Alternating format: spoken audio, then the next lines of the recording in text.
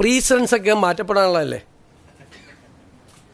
Precedence എന്ന് വെച്ച് കഴിഞ്ഞാൽ ഒരു 100 കൊല്ലം കഴിഞ്ഞാൽ ഇത് 150 കൊല്ലം മുമ്പുള്ള പ്രീസിഡൻസ് എന്ന് പറഞ്ഞിട്ട് കാര്യമുണ്ട്. ഇത് നിങ്ങൾ കണ്ടില്ലേ? ഈ സത്യപ്രതിജ്ഞ നിങ്ങൾ കണ്ടില്ലേ? ഈ സത്യപ്രതിജ്ഞയിൽ വന്ന അതിഥികൾ ആരൊക്കെയായിരുന്നു?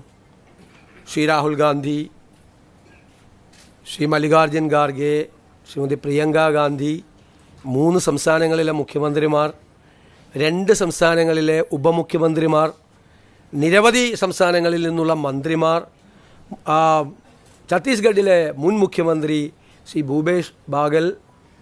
ഇതിനു മുമ്പ് ഏതെങ്കിലും സത്യപ്രതിജ്ഞയ്ക്ക്, ഏതെങ്കിലും ഗവൺമെൻറ്റിൻ്റെ ഒരു സത്യപ്രതിജ്ഞയ്ക്ക് ഇത്രയധികം നേതാക്കൾ ഒരുമിച്ച് വന്ന സമയം ഉണ്ടായിട്ടുണ്ടോ? കേരളത്തിലെ പ്രതിപക്ഷ നേതാവ്, പ്രതിപക്ഷ നേതൃനിരയിലെ BJP പ്രസിഡന്റ്, CPI സെക്രട്ടറി, മുസ്ലിം ലീഗിൻ്റെ സമുന്നതനായ നേതാവ് പാണക്കാട് തങ്ങൾ ഉൾപ്പെടെ ഒരു വലിയ നിര അല്ലേ? അവിടുത്തെ ക്രൗഡ് എന്താണ്? നമുക്ക് നിയന്ത്രിക്കാൻ പോലും പറ്റാത്തൊരു ക്രൗഡ് അല്ലേ? അത് നമുക്കറിയായിരുന്നു മുൻകൂട്ടി സംഭവിക്കുമെന്ന്. അപ്പോൾ സുരക്ഷിതത്വവും മറ്റു കാര്യങ്ങളും എല്ലാം പരിഗണിച്ച് അവരുടെ കൂടെ സാന്നിധ്യത്തിൽ ഇല്ലേ, എല്ലാവരുടെയും ആരെയും മാറ്റി നിർത്തിയിട്ടില്ല. അവിടെ കുറച്ച് പേരെ കൊണ്ടുപോയി താഴെ ഇരുത്തുകയും കുറച്ച് പേരെ കൊണ്ടുവന്ന് സ്റ്റേജിലിരുത്തുകയും അല്ല ചെയ്തത്. ശ്രദ്ധിച്ച പ്രധാനപ്പെട്ട ഡിഗ്നിറ്ററീസിനെല്ലാം നേരിട്ട് തന്നെ ഞാൻ വിളിച്ചത്. മുൻ മുഖ്യമന്ത്രിയെ അദ്ദേഹത്തിൻ്റെ വസതിയിൽ പോയിട്ടാണ് ക്ഷണിച്ചത്. അദ്ദേഹം സ്നേഹപൂർവ്വം ആ ക്ഷണം സ്വീകരിച്ച് അദ്ദേഹം എത്തി. ഞാൻ പ്രത്യേകം നന്ദി പറയുകയാണ്. ബാക്കി ഞാൻ BJP പ്രസിഡന്റിനെല്ലാം ഫോണിൽ MLA ആയിട്ട് ജയിച്ചു വന്ന ആളാണ്. BJPയുടെ സംസ്ഥാന പ്രസിഡന്റാണ് ശ്രീ ബിനോയ് വിശ്വം ഉൾപ്പെടെയല്ല. എനിക്ക് പറ്റാവുന്നത്ര സമയപരിധി ഉണ്ട്, അറിയാമല്ലോ.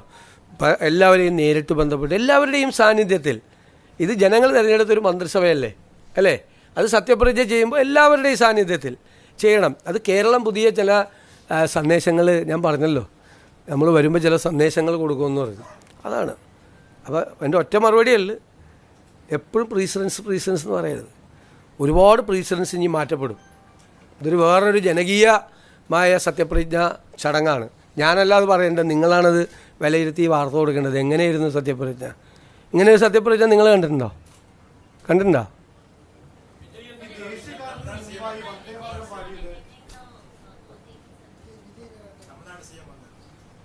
അല്ലല്ല, അദ്ദേഹം വരും. ഞാൻ പറഞ്ഞല്ലോ, ഇന്നലെ നിങ്ങളോട് പറഞ്ഞല്ലോ, അദ്ദേഹം വരും. ഇപ്പം ശരിയപ്പാ, ഇതെല്ലാം എന്തോരം പറഞ്ഞ്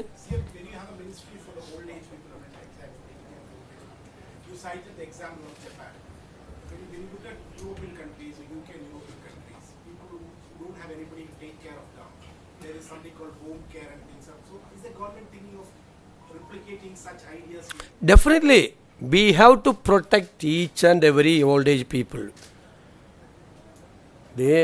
We don't allow them to be alone. The government is with them. Kerala is with them. That is a message. It's a very good question. That is our dream. We have to reach there. Nobody